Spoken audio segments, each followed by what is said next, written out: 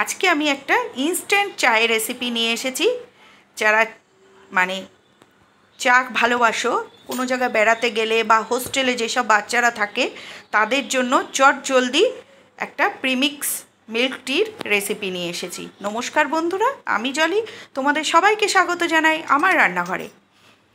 এই দেখো, শুধু গরম জল হবে থাকলেই হয়ে যায়। কিছুদিন আগে আমরা দার্জিলিংয়ে গেছিলাম, এই মিল্ক টিটা আমি বানিয়ে নিয়ে গেছিলাম, খুব উপকারে এসেছে। আমি এর আগেও যখন ট্রাভেল করেছি এইভাবে মিল্ক টি বানিয়ে নিয়ে গেছি, সেই জন্য ভাবলাম তোমাদের সঙ্গেও এই রেসিপিটা শেয়ার করি।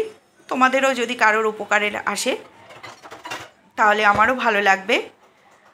হোস্টেলে অনেক বাচ্চারা থাকে, সবসময় চা বানিয়ে খাওয়া, এরকম বাড়ির থেকে যদি এরকম মানে প্রিমিক্স চা নিয়ে যায় বা হোস্টেলে, তাহলে এটা অন্তত 1-1.5 মাস 2 মাস পর্যন্ত ফ্রিজ ছাড়া স্টোর করে রাখা যায়। এবার দেখে নিই এই চাটা বানাতে আমি কি নিয়েছি এবং কিভাবে বানাচ্ছি।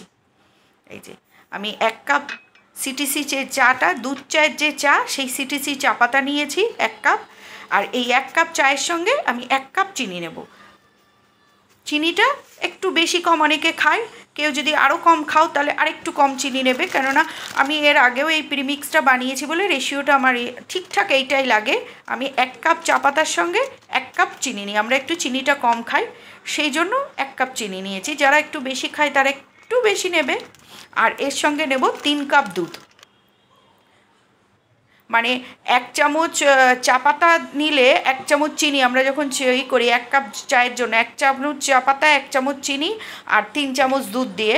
আর নিচ্ছি এই যে পরপর নিয়ে নিলাম ড্রাই জিঞ্জার, লবঙ্গ, এলাচের দানা আর দারচিনি, আর 2-3টে মতো তেজপাতা, মানে শুকনো আদা যেটা সেটা নিয়েছি। আর কয়েকটা এলাচের দানা নিয়েছি, বা এলাচ গোটা এলাচও নিয়ে নিতে পারো।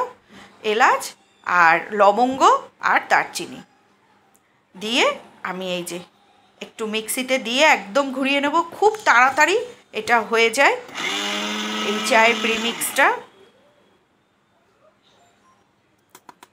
দেখে নিতে হবে একদম মিহি ধুলোর মতো হয়ে যাবে যখন, তখন এটাকে নামিয়ে এইটাকে বন্ধ করে এবার আমি মিক্সিটা বন্ধ করে দিয়েছি। আমার এটা হয়ে গেছে। এই যে এবার এটা আমি একটা ছাঁকনি দিয়ে, চা ছাঁকনি যেগুলো আছে ওই ছাঁকনি দিয়েই এটাকে ছেঁকে নেব। এই যে একটু চেলে নেব, ছেঁকে নেব না, সরি, চেলে নেব। এই যে এইভাবে, বড় ছাঁকনি থাকলে তারা বড়তেই করবে, একদম মিহি যে ছাঁকনিগুলো হয় সেগুলোতে ছাঁকলে খুব ভালো হয়। এইভাবে চেলে নেব। চেলে এর ভেতরে দেখবে একটু বড় দানা যেটা থাকবে, এই যে এই ওয়েস্টেডগুলো আমি একটা বাটিতে রেখে দেবো। এটা আবার চা বানানোর কাজেও লাগতে পারে। পরে যখন কোনো সময় চা বানাবে তার মধ্যে দিয়ে দিলে, কেননা এর মধ্যে একটা ফ্লেভার আছে তো, আদা, এলাচ, দারচিনি সবের একটা ফ্লেভার আছে, খুব ভালো লাগে। আমি কিছুদিন আগে দার্জিলিং গিয়েছিলাম, এই দার্জিলিং যাওয়ার আগে আমি এইটা বানিয়ে নিয়ে গেছিলাম, খুব উপকারে এসেছে। সব জায়গাতেই শুধু ফ্ল্যাক্স একটু গরম জল থাকলেই ইনস্ট্যান্ট চা বানিয়ে নেওয়া যায়। আমি এর আগেও এই প্রিমিক্স বানিয়ে আমি অন্য জায়গায় যখন ট্রাভেল করেছি নিয়ে গেছি, তাই ভাবলাম এই রেসিপিটা তোমাদের সঙ্গে শেয়ার করি। যদি তোমাদের কারোর উপকারে আসে তাহলে আমার খুব ভালো লাগবে। এই যে এবার এটাকে পুরোটা আমি ছাঁকনিতে ছেঁকে ভালো করে চেলে নিয়ে এই কৌটোতে আমি স্টোর করে রাখবো। এটা এই বাইরে অন্তত 1.5-2 মাস পর্যন্ত ভালো থাকে, আর ফ্রিজে তো অনেক দিন থাকে ভালো। এবার আমি এই যে ইলেকট্রিক কেটলিতে জল গরম করে নিয়েছি, নিয়ে এই যে 1 কাপ চায়ে 2 চামচ প্রিমিক্স দিয়ে আমি মিশিয়ে নিলাম। খুব সুন্দর হয়েছিল। আর অনেক বাচ্চারা হোস্টেলে থাকে কিন্তু চা ভালোবাসে, সব সময় চা বাইরের থেকে কিনে খেতে গেলে, বাইরে কোনো জায়গা গেলে চা কিনে খেতে গেলে অনেক টাকা চায়ের পেছনে যায়। আর আমি একটু চা লাভার, চা ভালোবাসি, সেই জন্য আমি চায়ের ব্যবস্থাটা সবসময় যেখানে যাই করে নিয়ে যাই। আমার এই চায়ের রেসিপি তোমাদের কেমন লাগলো অবশ্যই জানিও।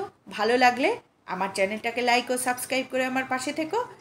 আর পুরনো বন্ধুরা যারা আমার পাশে আছো, সবসময় আমার ভিডিও দেখো, তাদেরকে অসংখ্য অসংখ্য ধন্যবাদ আমার পাশে থাকার জন্য। একটা ছোট বাচ্চাকে নিয়ে অনেক কষ্ট করে ভিডিও করি। তোমরা যদি এইভাবে সাপোর্ট না করতে তাহলে হয়তো আমি এই ভিডিও নিয়ে এত দূর আসতে পারতাম না। আমার এত দূর আসার জন্য তোমাদের সবাইকে অসংখ্য ধন্যবাদ। এই যে রেডি আমার চা।